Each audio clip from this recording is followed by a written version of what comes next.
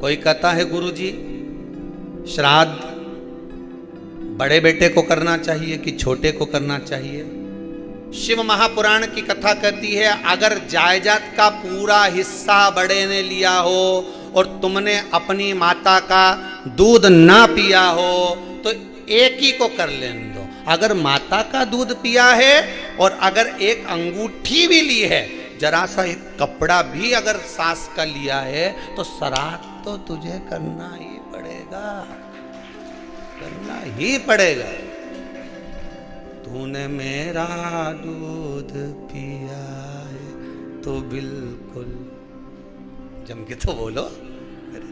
अगर तुमने उनका कुछ खाया है तो अब एक काम और हो सकता है गुरुजी, वो श्राद्ध अगर हम नहीं करें और बड़े भैया करें और हम उन्हीं के यहाँ चले जाएं तो चले जा, मना कौन कर रहा है? पूड़ी का तेल तू ले जा, खीर का दूध 2 थैली तू खरीद के ले जा। जितना वहां वो सेवा करे उतनी सेवा तुम करो। गलत है क्या? जायदाद का भी तो हिस्सा किया था।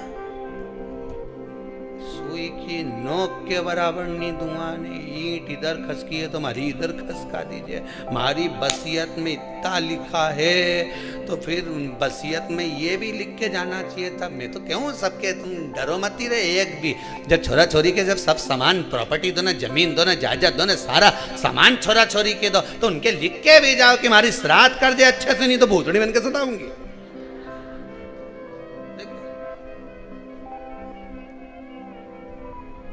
श्राद्ध करो। कितना दिया तुमको? बोलो ईमानदारी से बोलना, कितना दिया? ढेरों। और एक बात बहुत अच्छे से कहूंगा, आप लोगों के जीवन में उतरे।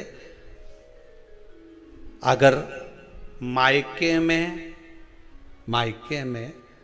भाई, मायके में भाभी, मायके के लोग अगर आपके माँ बाप का श्राद्ध नहीं करते हैं तो बेटी भी अपने माता पिता का श्राद्ध कर सकती है।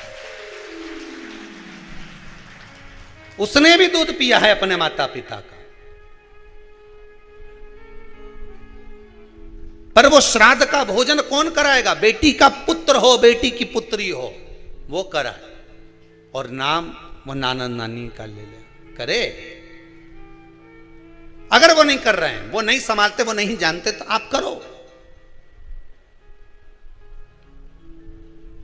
तो करे। 2 भाग होते हैं। जब एक रोटी गाय के मुख में दी जाती है, गाय के मुख में जब हम रोटी देते हैं, एक रोटी जब देते हैं, या तो गाय के मुख में 16 श्राद्ध में जब रोटी देते हैं तो रोटी को बीच में से तोड़कर, रोटी का जो भाग होता है उसको, मतलब ऊपर से फुलका का परत नहीं निकालना है। रोटी जो सीधी सीधी है ना, जैसे ये रोटी है तो इसको बीच में से तोड़ लिया, 2 भाग विभाजित कर लिया, नीचे वाले भाग में भी थोड़ा सा गुड़ शक्कर रख लिया, ऊपर वाले भाग में भी गुड़ शक्कर रख लिया, एक के ऊपर एक रोटी को रख लिया, वो गाय को दी। तो अपन श्राद्ध पक्ष में 2 पूड़ी का प्रमाण है कि गाय को 2 रोटी दी जाती है, कुत्ता को 2 रोटी दी जाती है। 2 पूड़ी रख के देते हो, देते आप लोग को तो देते होगे, 2 पूड़ी के ऊपर पूड़ी रखकर, थोड़ा सा मीठा रखकर, नमकीन रखकर, कुत्ते को भी देते, 2 पूड़ी तोड़कर कागा को भी देते। 2 पूड़ी का प्रमाण कहां से आया? 2 भाग रोटी के टुकड़े का प्रमाण कहां से आया? श्राद्ध पक्ष में ही ऐसा क्यों किया जाता है? बाकी के समय पर तो कोई ऐसा 2 पूड़ी का प्रमाण ही नहीं, पर श्राद्ध पक्ष में ये क्यों कहा जाता है कि पूड़ी के ऊपर पूड़ी रख दे, उसमें मीठा रख दे, खीर शक्कर रख दे, गाय को दिया, कुत्ते को दिया, कागा को दिया, ऐसे क्यों कहा जाता है? उसका कारण क्या होता है? उसका केवल एक कारण है, जो नारी ने भोजन का निर्माण करा है, जो घर की बहू भोजन बनाई है, जो घर की बेटी ने भोजन बनाया है, घर की माता ने भोजन बनाया है। महाराज, पिता पुरुष एक कुल को तारता है, बेटी 2 कुल को तारती है। जब श्राद्ध पक्ष में 2 भाग रोटी के कर गाय को देती है तो 1 भाग तो उसके ससुराल वालों को मिलता है।